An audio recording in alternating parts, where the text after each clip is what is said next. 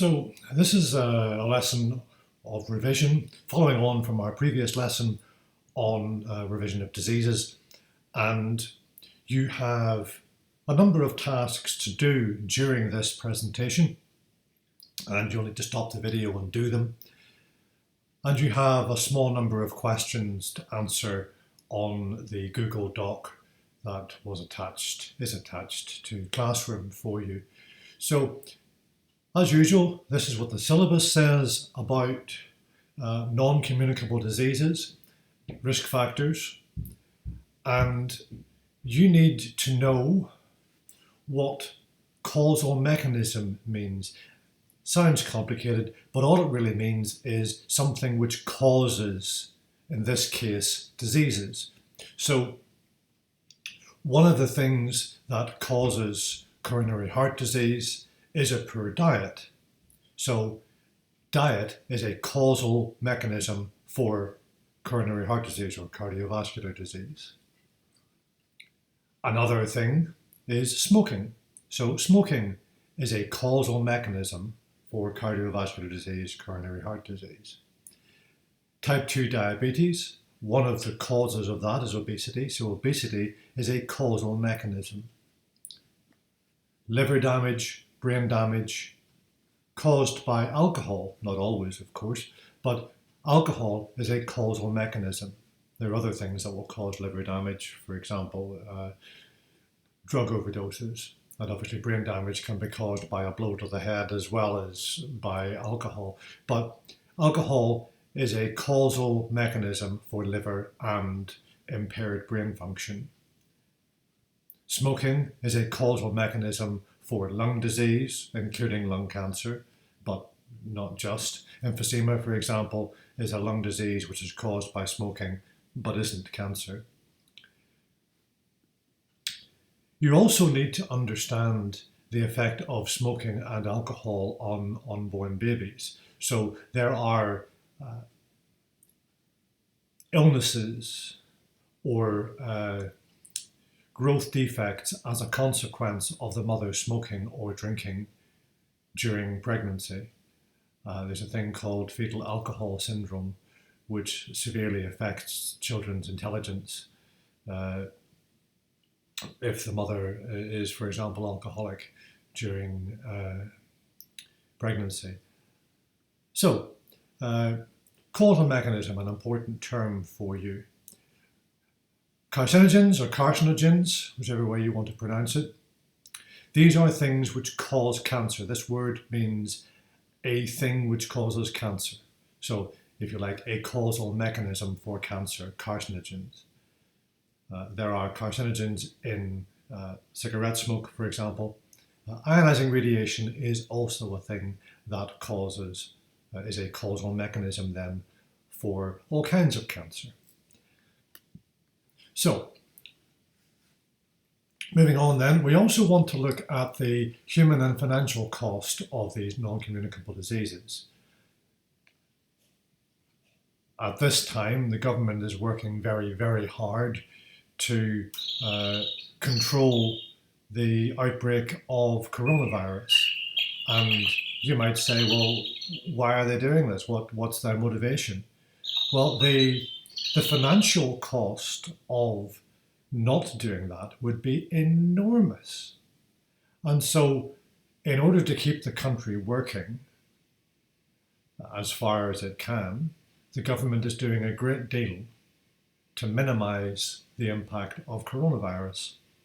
So that's the financial cost. Of course, the human cost, if you don't live a healthy life, if you smoke and drink excessively, then the cost to you as an individual, the cost to your family is devastating.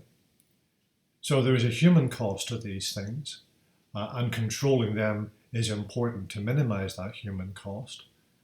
And of course, there is a financial cost as well, in terms of the cost to the NHS of treating cancer, the cost to the NHS of treating cirrhosis of the liver caused by alcohol abuse.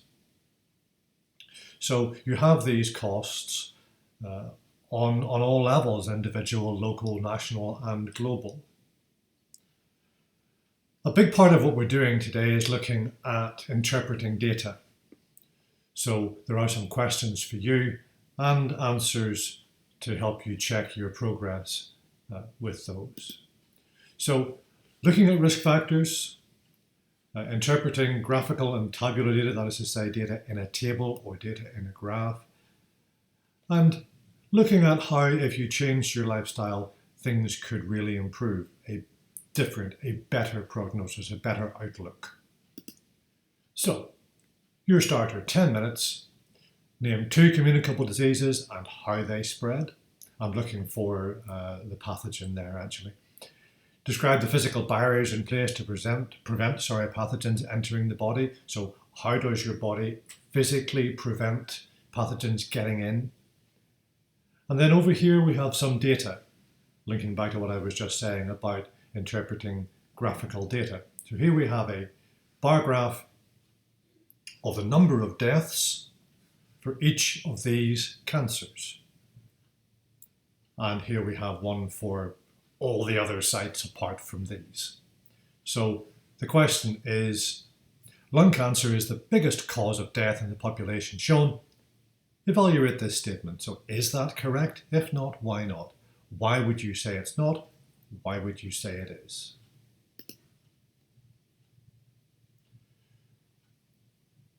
So, having spent 10 minutes or so doing that, here you have some answers. There are a lot of examples of non-communicable diseases: flu, cold, coronavirus, all viruses. Malaria is a protist, for example. Athlete's fit as a fungus. There are other fungal diseases, of course. Thrush, for example. Food poisoning caused by bacteria. The things that the body does to physically prevent the entry of protists, well, the blood clots if the skin breaks. We have mucous membranes in the airway, vagina, rectum, urethra to prevent the entry of pathogens there. Cilia to move the pathogens out of the airway, those little hairs in the trachea. And the stomach acid, of course, kills pathogens, some pathogens, but not all of them, that are ingested. You know you can get food poisoning even though you have very strong acid in your stomach. So stomach acid kills some pathogens if you actually ingest them. Looking at this graph then, on the face of it you might say, well, lung cancer is the biggest killer of all of these, but it doesn't say that there isn't another one in here that actually has a bigger death rate. And it doesn't talk about anything other than cancer. So while lung cancer is the biggest killer amongst the named cancers here, there may be another one in here. You just don't know. That is a bigger killer. And this is just cancer. It's not talking about other diseases. So the answer is, of the ones that are named, yes, but overall, no. Now, originally, if this lesson was being taught normally, this would be a whole class research exercise, but we just can't do that. So what I've done is to give you the answers to the symptoms, the risk factors, how you could change your lifestyle to reduce the chances of ending up with one of these diseases, and how the risk factors actually lead to the symptoms. So this is something you need to copy into your notes. This table and the one on the next slide. So you've got some time to copy those in, about 20 minutes to make your table, copy them in, and then move on. So you've got cancer, type 2 diabetes, liver disease, coronary heart disease, and brain damage. For each of these you have symptoms. Here's a number of symptoms for different kinds of cancer. So persistent cough with blood would indicate perhaps esophageal cancer, which can come from a number of sources. For example, heavy drinking. It could be about lung cancer. Changes in bowel habits, blood in the stool, well, that looks like bowel cancer. Breast lump could be breast cancer, it might not be. This happens to men as well, of course, so it's not just about women. Lumps in the testicles, that could also be testicular cancer. Changes in your urination could be bladder cancer, for example. Unexplained weight loss could be an indication of any cancer. So risk factors, the carcinogens, for example, alcohol can do it because it damages the cells. Smoking is a well-known source of carcinogens. Ionizing radiation causes all kinds of cancers. Sunlight, of course, ultraviolet, causes skin cancer specifically and only. And it's because the carcinogens alter the DNA, and that alteration can cause uncontrolled replication of the cell, uncontrolled growth of the cell, and so that is cancer. Type 2 diabetes, here are the symptoms.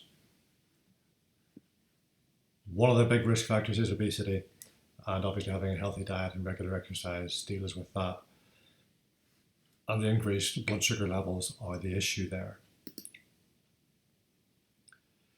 Liver disease, coronary heart disease, brain damage, same idea. We have symptoms, risk factors, how you can limit that, and why those risk factors cause the problem. And with the liver and cirrhosis of the liver, liver disease, the liver is absolutely crucial to life.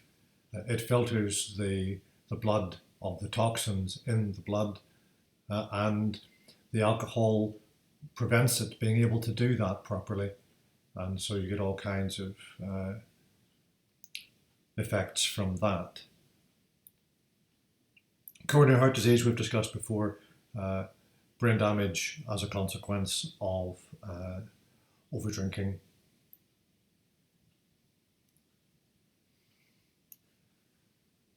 So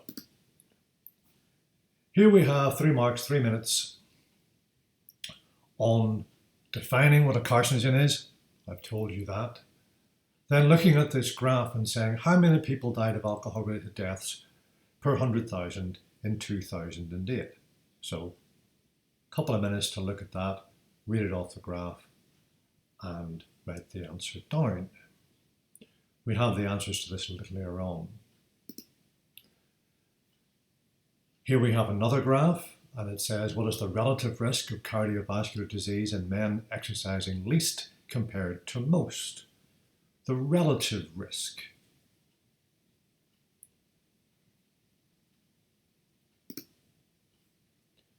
And a little bit more to do on this one. Use the graph to evaluate the statements, smoking is the cause of stillbirths. So we have percentage of stillbirths. We have someone that smokes 1 to 9 a day, cigarettes that is, of course. Someone who smokes more than 10, and all smokers. So smoking is the cause of stillbirths.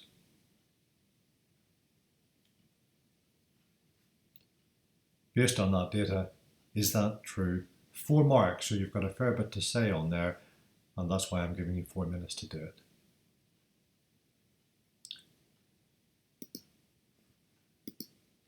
So here are the answers to those questions. You've got 5 minutes to check them and to correct. So carcinogen causes cancer. So if you look back at the graph, how many people died of alcohol-related deaths per 100,000? Well, if you read off the blue graph for men and the red graph for women, add those together because that is the total, you end up with your 26. If you only give the separate numbers, then that's only worth 1 mark. So going back then to this one, you've got A relative risk for the least active of 4.5. Most active is 1. So the relative risk then, the difference between this and this, is 3.5.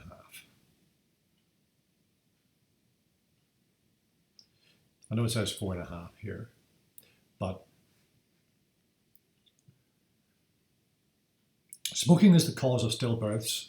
Well, that's not correct, because non-smokers make up 3.6% of stillbirths. So you still have some stillbirths even though people don't smoke. But smoking does increase the chance of stillbirth. The more a person smokes, the greater the chance of stillbirth. And then some numbers to back that up.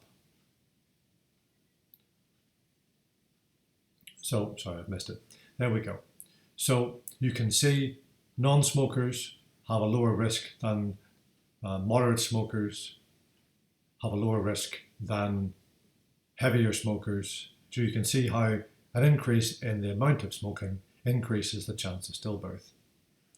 And for all smokers, taking everybody together, whether it is 1 cigarette or 100 cigarettes a day, there it is. So smoking increases the rate of stillbirth, is clear from that data. And using numbers then saying that you have an increase of 2.2% between smoking 1 to 9 and smoking more than 10. So there's your 4 marks. You see how the mark scheme develops. 1 mark for the idea that even if you don't smoke, there's still some chance of stillbirth. 1 mark for the idea that smoking increases the rate of stillbirth. 1 mark for talking about the data. So, going back then to look at what we were trying to do, you should have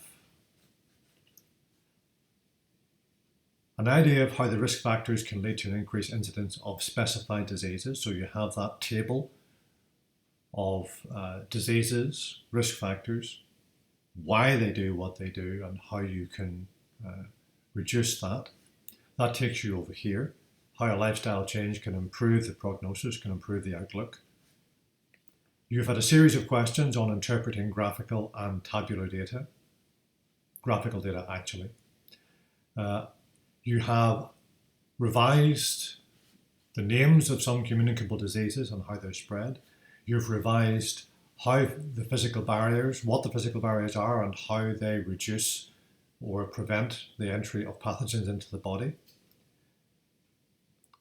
And you've had some questions on the Google Doc to answer in terms of what we mean by causal mechanism, what we mean by carcinogen, why governments would want to reduce the incidence of non-communicable diseases.